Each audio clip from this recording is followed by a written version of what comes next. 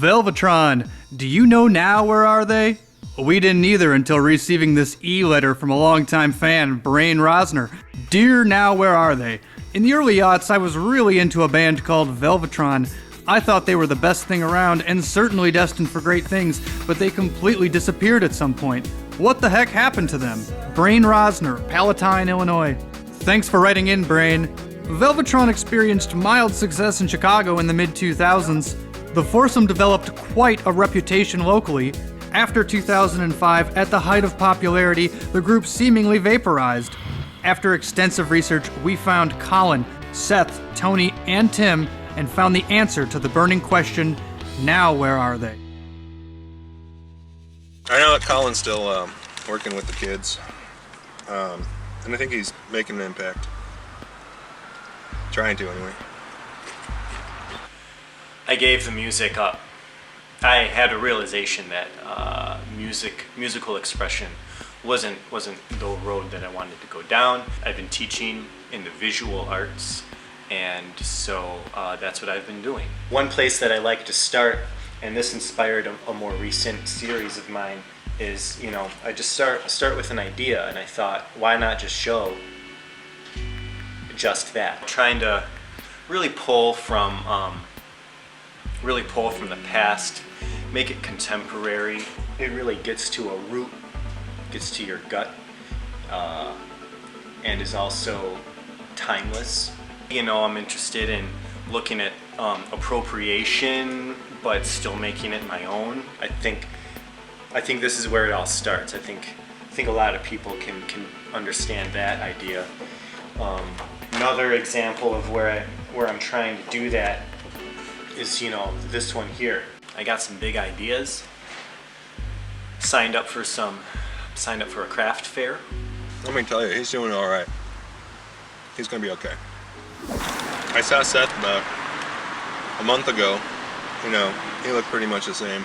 He's doing the cover band thing, which is cool if that makes him happy.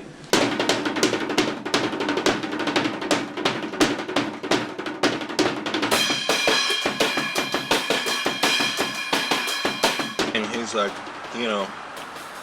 really trying to keep the music dream alive. If you do want to quote unquote make it, you gotta have something that other people don't have, and if all you have is your good intentions and a few chords, like, that's not gonna cut it. You gotta have something that you're dying in your arms tonight. Must have been something he said. He will entertain whoever's in front of him by any means necessary and at any cost. People want a show. People want a good time. They want their money's worth. I don't blame them. I hardly go out to see music anymore. I'm too busy developing my own ideas. Like, it's... And I need you more than ever. It's like a total eclipse of the heart. It's like a total eclipse of the heart. And it's a total eclipse of the heart. It's important to him, and he's gonna keep on trying. Maybe he's right to do so. I don't know. So if he's enjoying it, good for him. He's making music, and that's good. That's good. That's a good thing. That's a good thing. Some people call me Maurice. I heard that Tony's, I think, working on Wall Street, or something like that, or he's like a banker of some sort, or like works at a bank or something. When I see him, he seems like he's doing good. Working hard, and he has a cat to take care of. Just trying to keep busy with other things, and I got work's good. Just trying to make ends meet and keep on trucking, I guess. I'm trying to move up to management.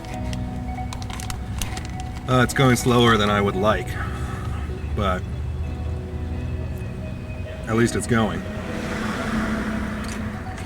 I still like to dabble on the keys every once in a while, but I don't know, I'm so busy, doing other things. It's hard to find the time to like keep my chops up, and I don't know, the desire to actually compose isn't really, I don't have it anymore. Tony keeps to himself. He always did. It's tough to break through the barrier that he puts up around his, self.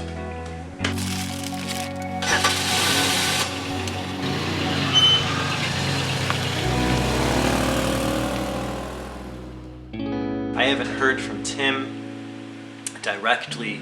He's, of the members of Velvetron, I probably see him the least, and he's probably fine with that, to tell you the truth. I think he's like crunching like baseball stats or something, and like maybe coaching Little League or something. I don't know. Through the grapevine, I heard, he's 30 now. I mean, I'm 30 now.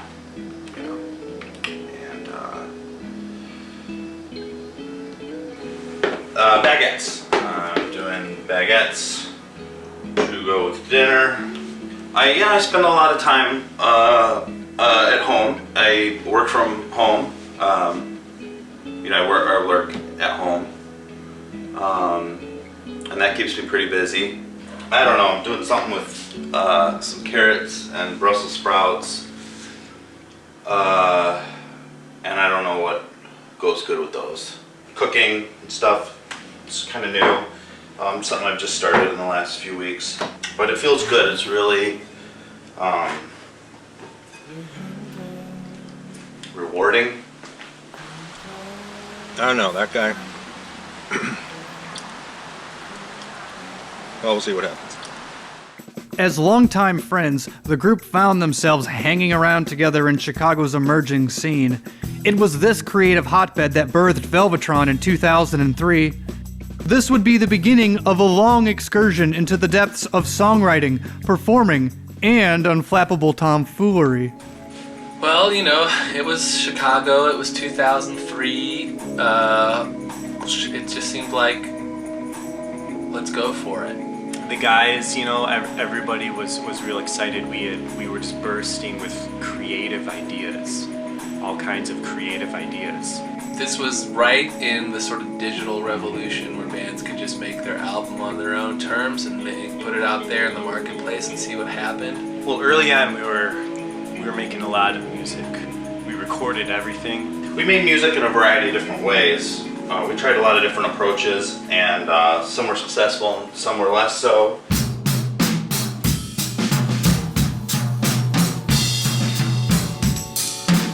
As far as the writing goes, the actual composition,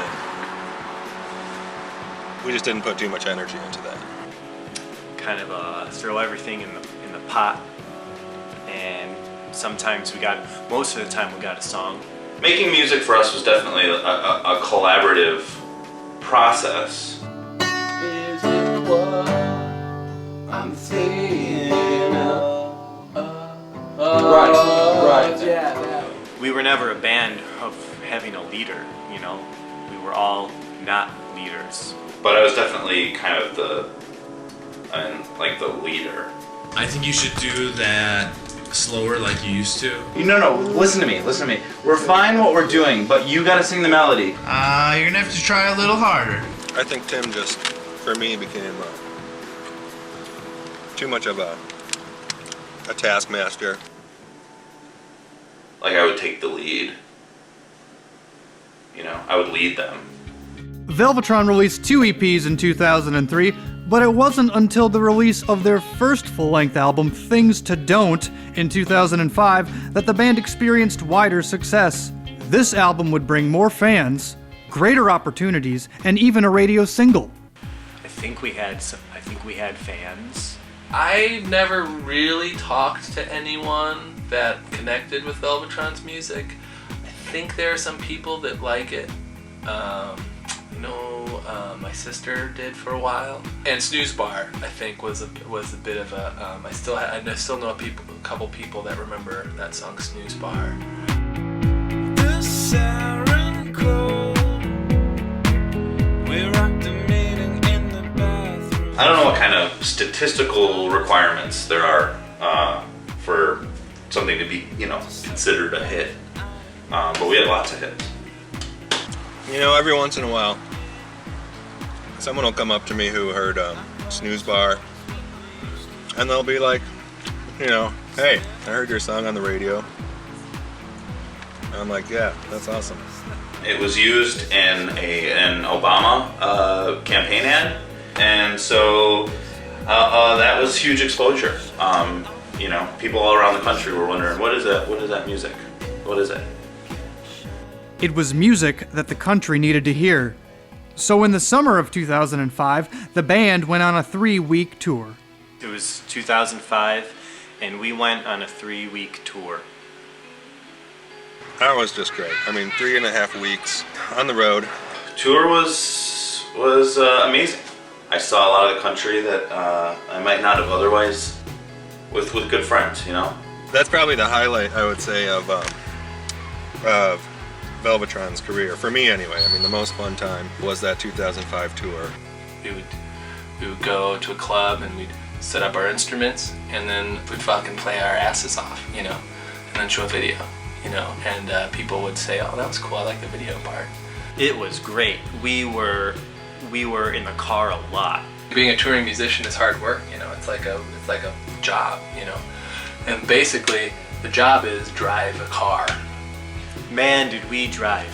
We drove all the way down to, we went to Louisiana, and then we went through Texas, and we went through the Southwest and up the coast of California, and we were driving, and then the car broke.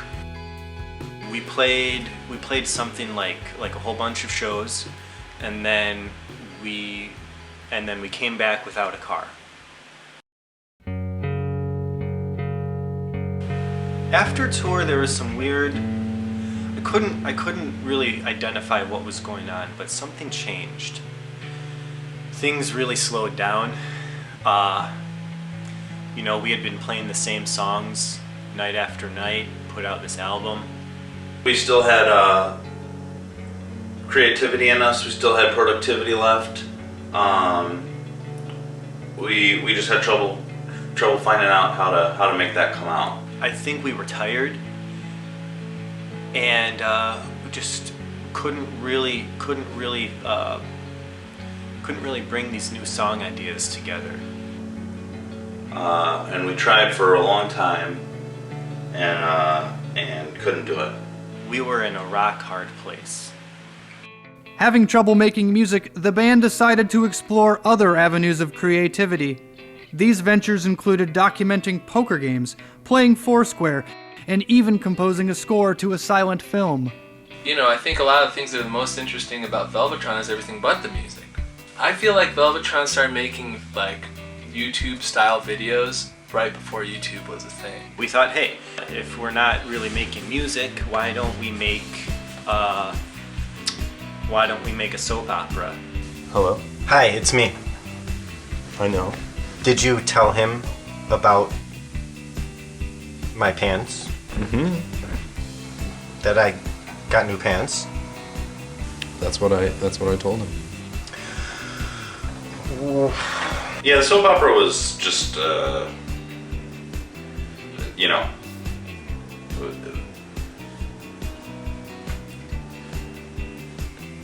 Right place, wrong time. Wrong time maybe. Wrong place, right time. Who knows? Place and time were not matching up. Arguably, a more successful side project was found in the band's innovative approach to the trendy medium of podcasting. 2008, we were like, hey, why don't we make a radio show kind of podcast thing in our basement and put that out there for fans on our website. The vlogcast. That was an interesting project. We just made it up as we went along. We used our ingenuity. We just, hammered it out. We had some meetings, put on a pot of coffee, and next thing you know, boom, 6 episodes. Hey Colin, How's school going? School's good. Oh yeah, good. The kids are learning and you're teaching them stuff? I like teaching. Good. That was fun. But really it was more procrastination than anything. I think the vlogcast was just kind of means for us to be productive when we were really struggling to make good music. Not the most well thought out of projects for us. Not that any of our projects were very well thought out. We were running away from chasing a dream. All these different projects. But it was just something to do for a little while. And it worked for a little while. And it was fun. I don't know. Vlogcast. Why did we do the vlogcast? Why does a band do anything? Velvetron did things because they could. And sometimes they did. But was it enough? Just about getting together, having some laughs, make music, don't make music. It never really mattered to me. I just liked getting together with those guys.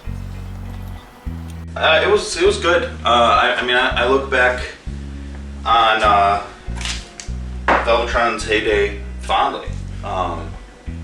I had a lot of fun. I thought that we all did. We just sort of split apart, in our goals and directions. Would I do it again? If the offer was right. If I knew now what I knew then. I think if we were to get together, the reunion would be pretty big news. And probably a lot of fun. I just don't know if it's ever going to happen. I'm not going to rule it out. It's a possibility. But I don't think it's a strong possibility. I think too much time has passed. Too much has happened.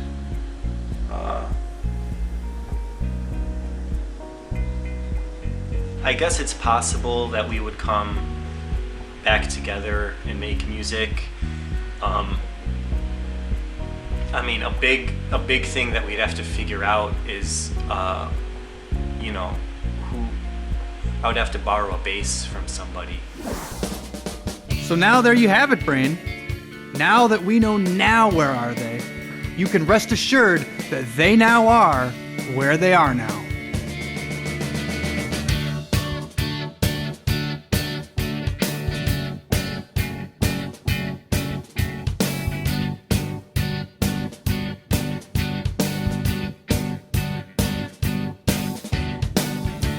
So far,